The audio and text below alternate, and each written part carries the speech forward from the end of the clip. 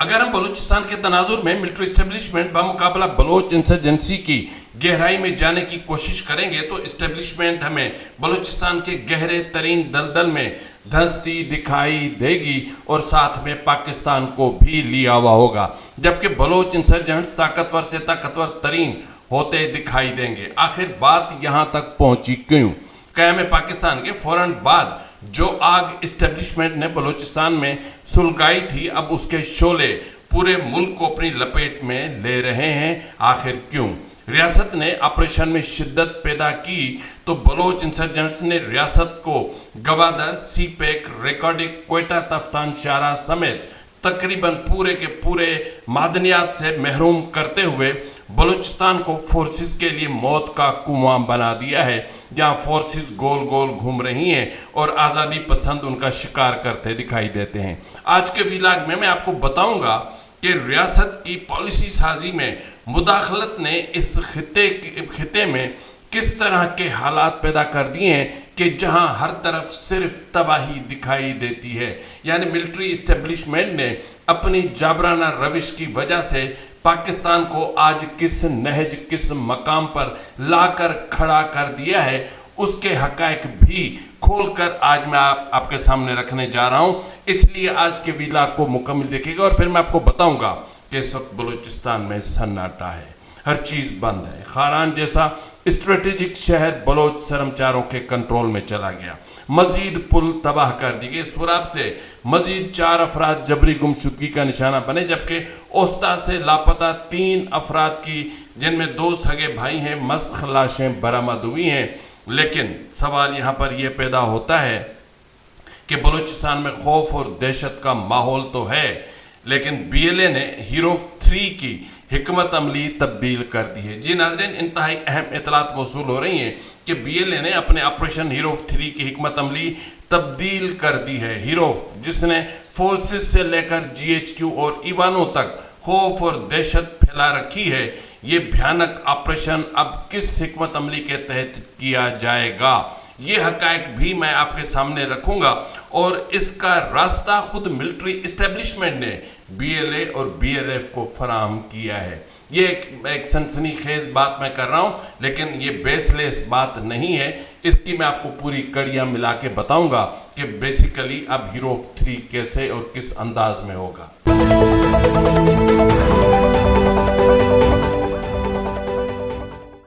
बिस्मिल्लाहिर्रहमानिर्रहीम, अस्सलाम वालेकुम नाज़रीन, ये फरवाज़ NB न्यूज़। मैं हूं आपका मेज़बान नवाज़ भुट्टो, एक नए व्लॉग के साथ। आपसे वही गुजारिश है कि अभी तक अगर आपने मेरे चैनल को सब्सक्राइब नहीं किया तो कर लें, बेल आइकन भी प्रेस करें और ज़्यादा से ज़्यादा मेरे प्रोग्राम को शेयर करें ताकि मेरी रीच में इजाफा हो सके। गुज़िश्ता रोज़ मैंने एक छोटी सी गलती की थी कि 26 अगस्त को मैंने बुध की बजाय मंगल कहा था, तो बेसिकली 26 अगस्त बुध था और आज शहीद नवाब अकबर बुगटी की बरसी है और इस बरसी के हवाले से आज बलूचिस्तान में एक वहशत, एक खौफ और एक दहशत का समा है।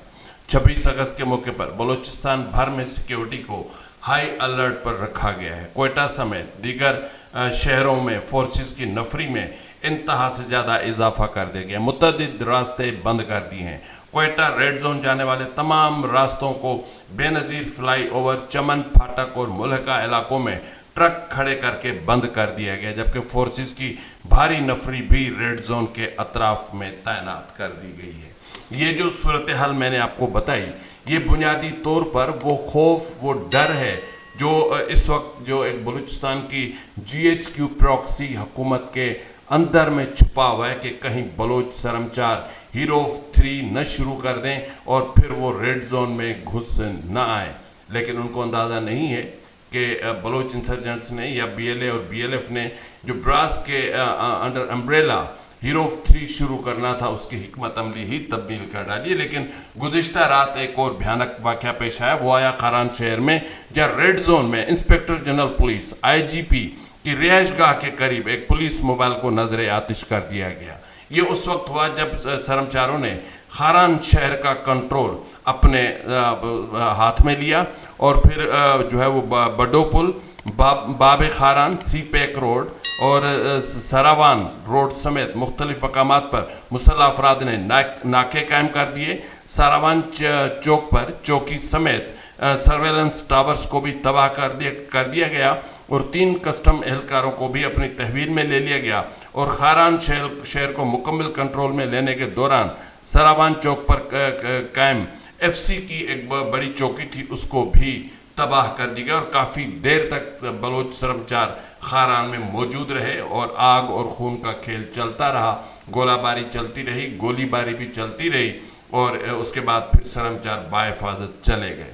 लेकिन सूराब के करीब मुख्तलिफ वाक़यात में तुर्बत से ताल्लुक़ रखने वाले 4 अफराद के लापता होने की इतलात सामने आई, जिनमें कोशक मलिकाबाद के रिहायशी आमिर गिचकी और उनके साथी समेत दश्त कोहक से ताल्लुक़ रखने वाले 2 भाई भी शामिल हैं।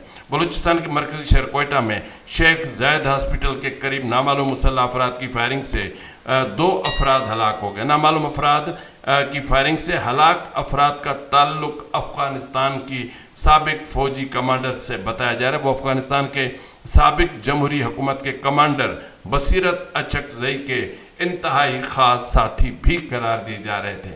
मैंने आपको कहा था ना कि अफ़गान इंटेलिजेंस एजेंसी बाज़ाब्ता तौर पर यहाँ पर उनका ताक़ुब करके या यहाँ पर मौजूद उनके स्लीपर सेल्स जो अब साबिक अफ़गान फ़ौजी भगोड़े हैं उनको यहाँ पर चुन कर मार रहे हैं। यानी इस वक्त तक अगर हम देखें तो मजमूई तौर पर 8 के करीब मेरे ख्याल में कि साबिक अफ़गान फ़ौज के कमांडर्स यहाँ पर मारे जा चुके हैं।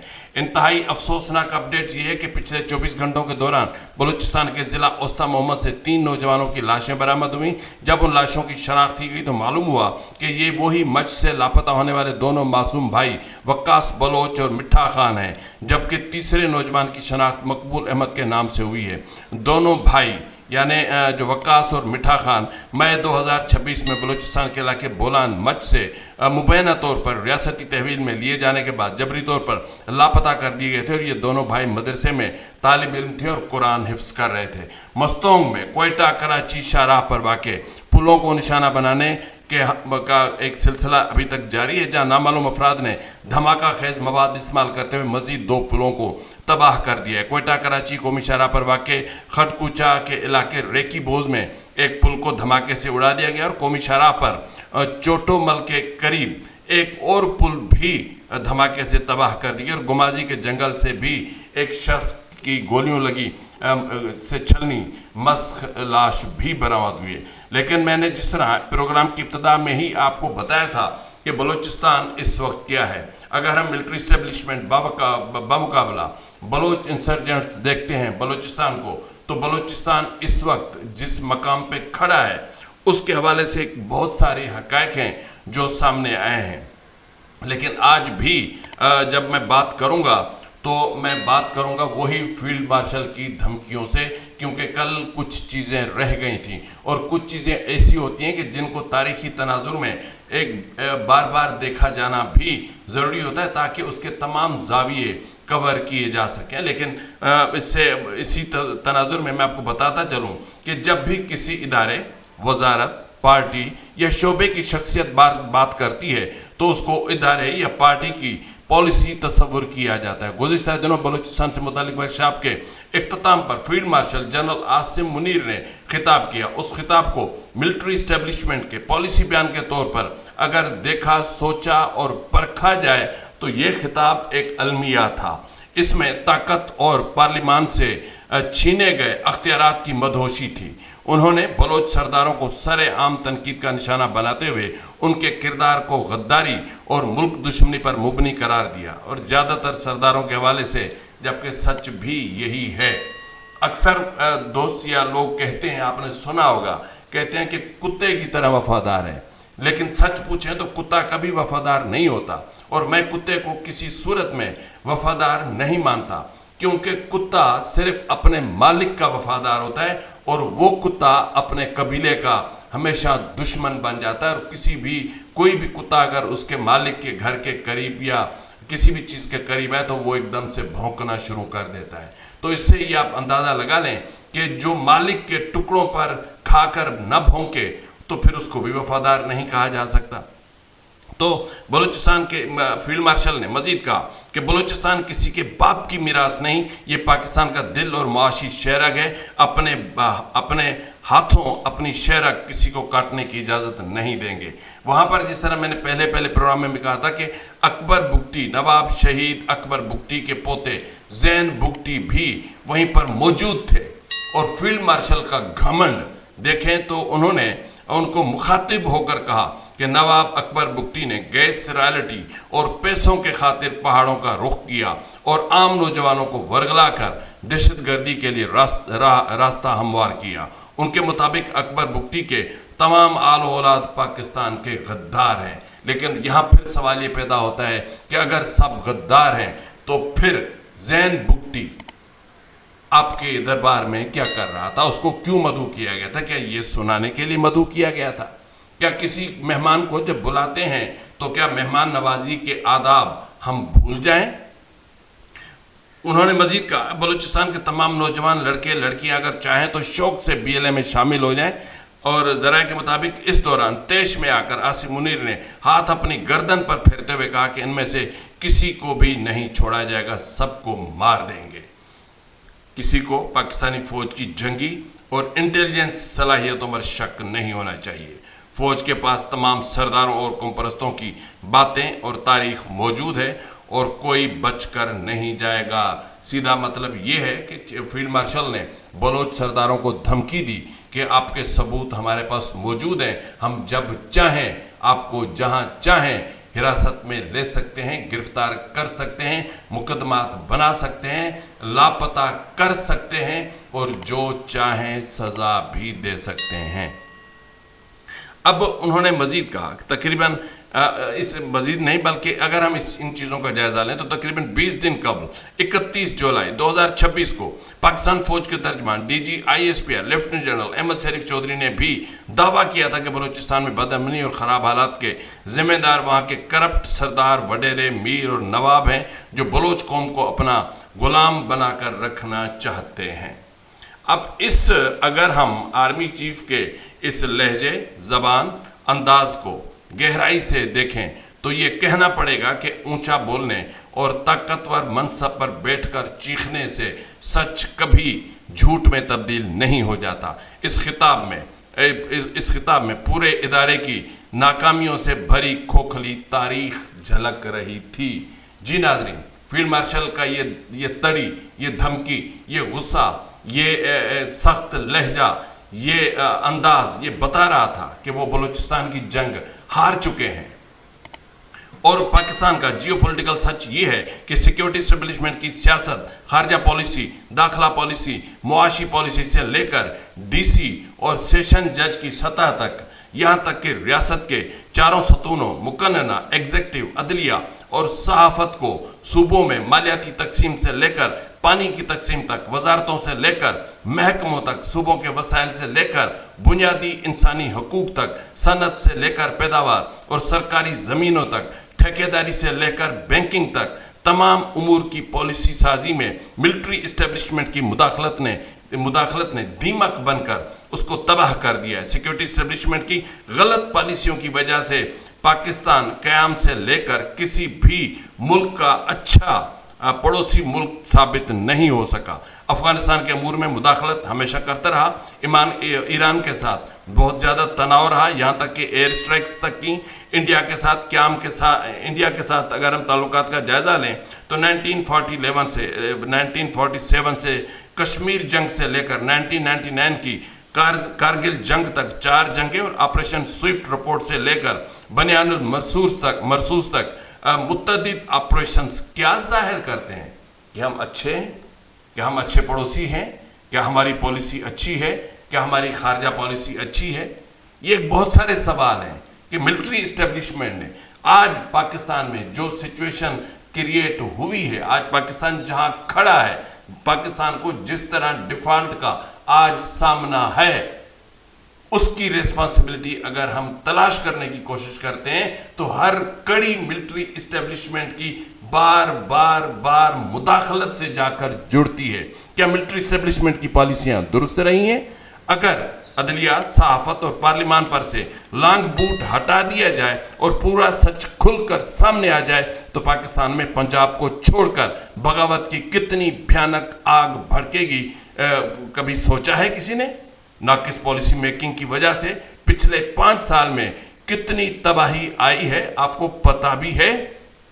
इस तबाही की जामे रिपोर्ट रखने से पहले मैं आपको बता दूं कि बात बलूचिस्तान के हवाले से निकली थी, तो पहले हम बलूचिस्तान के कुछ हक़ाइक़ पर बात कर लेते हैं। देखें, बलोच इंसर्जेंसी की तारीख बताती है कि क़याम पाकिस्तान से लेकर अब तक बलूचिस्तान में मजमूई तौर पर 5 बड़े रिवायती फौजी ऑपरेशंस मुसल्लत किए जा चुके हैं बलोचों पर, जबकि हर ऑपरेशन बदतरीन नाकामी से दो चार होता रहा है। जबकि हाल ही में ऑपरेशन रद्दुल फितना 3 फरवरी 2026 और जारी कसीरुल जहती कार्रवाइयों को मिलाकर और 31,000 इंटेलिजेंस IBOs को मिला दें तो जो है वो एक लंबी तारीख बनती है बलूचिस्तान के हवाले से। लेकिन उसके बावजूद पल्ले क्या पड़ा? नाकामियाँ, महरूमियाँ, मौत, जनाजे, लाशें, कोफन्स, शहीद, ये सब कुछ। पाकिस्तान ने बलोच लिबरेशन आर्मी पर साल 2006 में बाकायदा पाबंदी आयद की थी, जबकि इसके खुदकश दस्ते यानी जो फिदाई जो दस्ता है मजीद ब्रिगेड, उसको हाल ही में 18 जुलाई 2024 को बाज़ाब्ता तौर पर कलअदम तंजीम करार दिया गया था।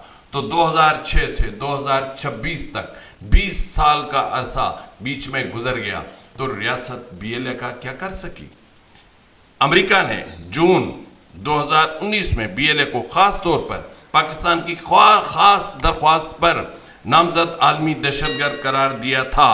अगस्त 2025 में अमेरिकी महकमा खारजा ने BLA और उसकी ज़ैली विंग मजीद ब्रिगेड को गैर मुल्की दहशतगर्द तंजीम की रस्मी फहरिस्त में शामिल कर लिया था।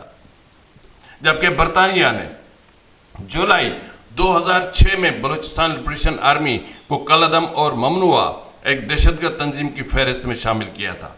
यूरोपियन यूनियन ने BLA या मजीद ब्रिगेड को अलग से अपने तौर पर बाज़ाब्ता एक यूरोपियन दहशतगर्दों की फहरिस्त में शामिल नहीं किया, ताहम यूरोपीय यूनियन की इंटेलिजेंस और सलामती से मुतालिक दस्तावेज़ात में BLA के ख़तरात का जिक्र ज़रूर रहता है।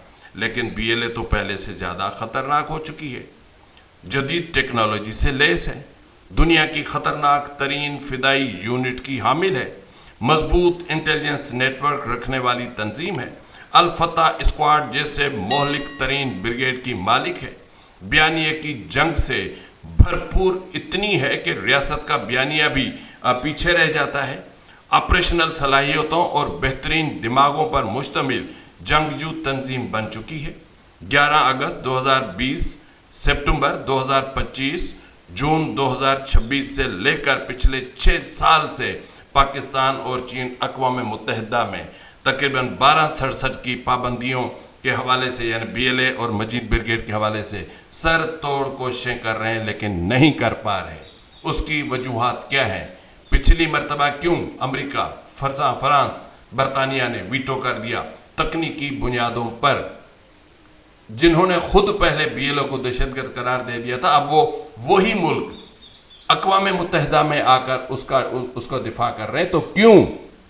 सोचने की बात है, ये आप सोचें, क्योंकि इसको अगर हम ज़रा गौर से देखते हैं तो पाकिस्तान की इस्टेब्लिशमेंट की सियासत पर हाकमियत, बार बार आइन पर हमलावरी, सख्त गिरियत और कत्ताल ने बलोच को पाकिस्तान का दुश्मन बना दिया और ये दुश्मनी अब जंग का रूप धार चुकी है। और जंग का एक असूल होता है कि दुश्मन का दुश्मन दोस्त, तो यही बुनियादी वजह है कि जिसने बलोच को इसराइल, इंडिया, अफगानिस्तान, रूस और दीगर क़ुव्वतों के करीब कर दिया। इसराइल एक तीर से 2 शिकार करना चाहता है, एक पाकिस्तान और दूसरा ईरान। उसे शिकार के लिए वो हर एंटी इस्टेब्लिशमेंट फोर्स से वो रुजू करता है जो उसको पाकिस्तान में नज़र आती है। लेकिन मिलिट्री इस्टेब्लिशमेंट इस वक्त तक जहां देखो उनको नाकामी का सामना करना पड़ता है। कौन नहीं जानता कि जून 2024 में मेमरी ने एक नई स्टडी लॉन्च की थी, बलूचिस्तान स्टडीज़ प्रोजेक्ट के नाम से।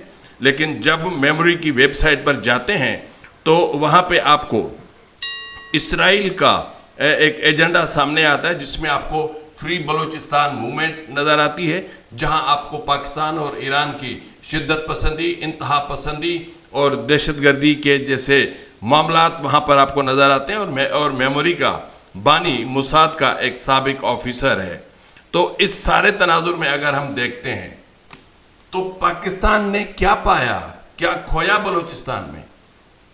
ملٹری اسٹیبلشمنٹ کی بار بار مداخلت نے پاکستان کی بنیادوں کو اتنا مضبوط کر دیا کہ پاکستان کی اکائیاں اب پاکستان کے ساتھ رہنے کے لیے تیار نہیں ہیں۔ آپ سمجھ رہے ہوں گے کہ بار بار مداخلت کا لفظ یا بار بار پالیسی میکنگ میں مداخلت کا لفظ میں یوں ہی کہہ رہا ہوں، میں یوں ہی نہیں کہہ رہا۔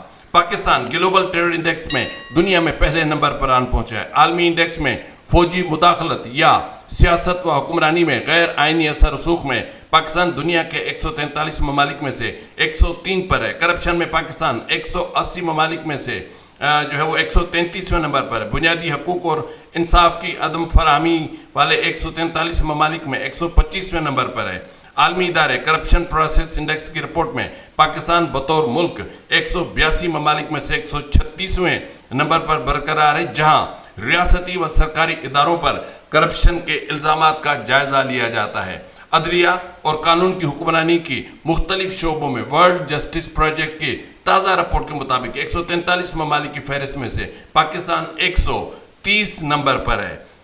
اس سے زائد جو ہے وہ غیر ملکی سرمایہ کاری کی اگر ہم بات کریں تو کم سے کم 50 سے زائد غیر ملکی سرمایہ کار پاکستان چھوڑ کر جا چکے ہیں اور ٹیلی نار جا رہا ہے۔ Bureau of immigration and overseas employment کا ریکارڈ کے مطابق گزشتہ 5 سالوں کے دوران اندازاً 35 لاکھ سے زائد پاکستانی روزگار اور روزمرہ کی تلاش میں بیرون ملک چلے گئے۔ ان میں سے صرف عام مزدور ہی نہیں بلکہ 1,50,000 سے زائد اعلیٰ تعلیم یافتہ پروفیشنلز، جن میں doctor, I T specialist, engineers, chartered accountant اور اساتذہ شامل ہیں، ملک چھوڑ کر جا چکے ہیں۔ صرف 2023 اور 24 میں برین ڈرین کی شرح تاریخ کی بلند ترین سطح ریکارڈ کی گئی۔ ٹیکسٹائل الائنس اور اپریل مینوفیکچررز ایسوسی ایشن کے مطابق بجلی اور گیس کے بے تحاشا بلوں، بلند شرح سود اور سیاسی عدم استحکام کی وجہ سے 30 سے 40% کے قریب ٹیکسٹائل اور دیگر مینوفیکچرنگ یونٹس یا تو بند ہو چکے ہیں یا اپنی صلاحیت کم کر چکے ہیں۔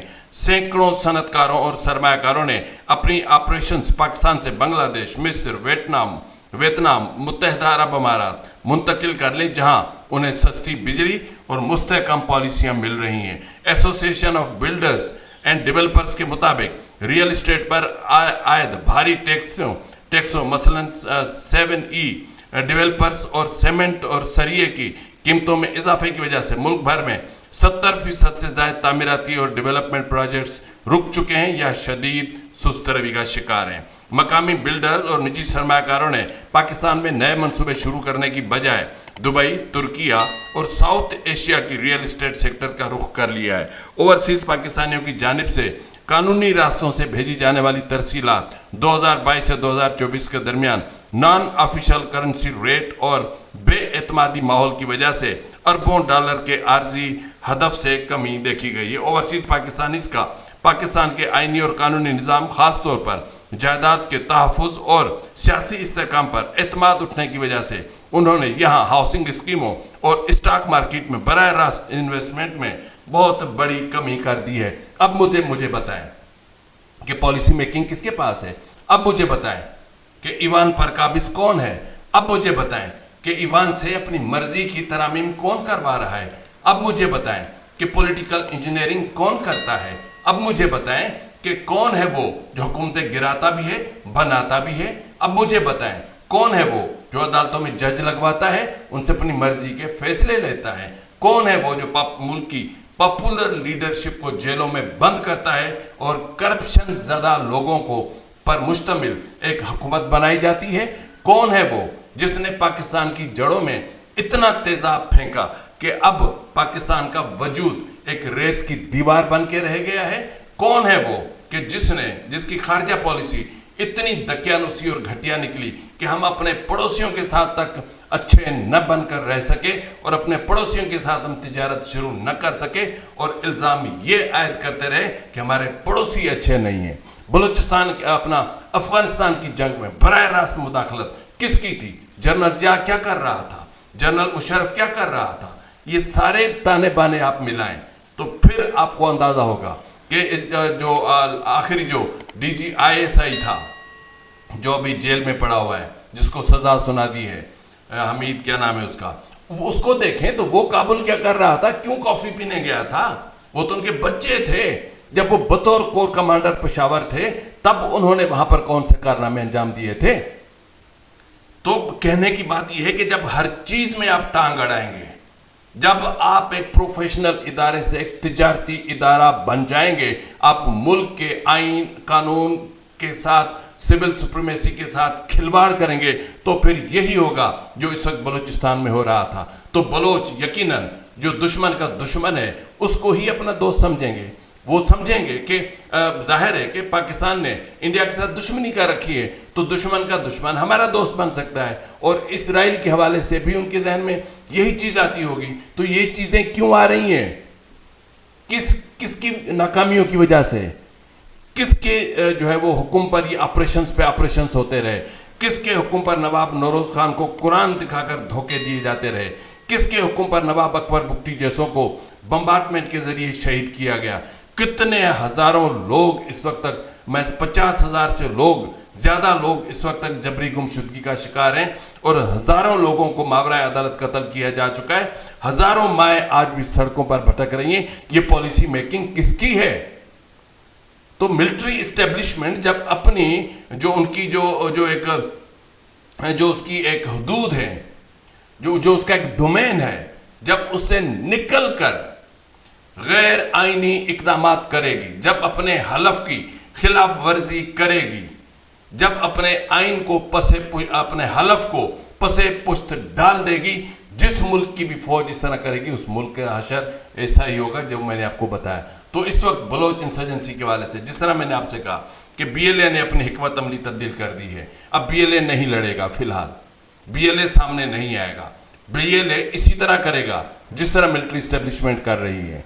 जिस तरह आर्मी चीफ जो फील्ड मार्शल हैं, उन्होंने अगर बलोच सरदारों को न बुलाया होता और बुलाकर उनको इस चीज़ का एहसास न करवाया होता कि जो बलूचिस्तान उनकी मुआशी शहरग है, तो मेरे ख्याल में अब तो इस वक्त BLA की हिकमत अमली तब्दील ना हुई होती। तो अब ये होगा कि जितने भी स्ट्रेटेजिक नॉन स्ट्रेटेजिक पुल मवासलात जितना भी है पहले मरहले में सब कुछ तबाह होगा। उसके बाद जो रेलवे का पूरा सिस्टम क्लैप्स होगा, तो उसके बाद फिर जो होगा, फिर ऑपरेशन करती रहे रियासत। फिर बलूचिस्तान में ना उनके पास ज़मीनी रास्ते होंगे, क्योंकि उनको ये जान लेना चाहिए कि अगर वो हेलीकॉप्टर्स का इस्तेमाल करेंगे तो मेरे ख्याल में बलोच आज़ादी पसंदों के पास इतनी जदीद टेक्नोलॉजी मौजूद है कि जिस तरह वो पहले उन्होंने 2 हेलीकॉप्टर्स को निशाना बनाया था, अब भी वो ऐसा कर सकते हैं। तो इसलिए अकल के नाखून लिए जाएं और मामलात को इस नहज तक मत ले जाएं। मैं समझता हूं कि अब भी शायद कहीं ना कहीं अगर दस्तक दी जाए तो मुज़ाकरात का प्रोसीजर कहीं ना कहीं से शुरू हो सकता है, पर उसके लिए शर्त वही है कि फ़ौज को फौरी तौर पर अपनी बैरक्स में, अपने कॉन्स्टिट्यूशनल डोमेन में जाना होगा। फ़ौज की मौजूदगी में बलोच किसी सूरत रियासत के साथ बात नहीं करेगा। फिल वक्त के लिए इतना ही, मिलते हैं प्रोग्राम में, तब तक इजाज़त दीजिए। फ़ी अमान अल्लाह।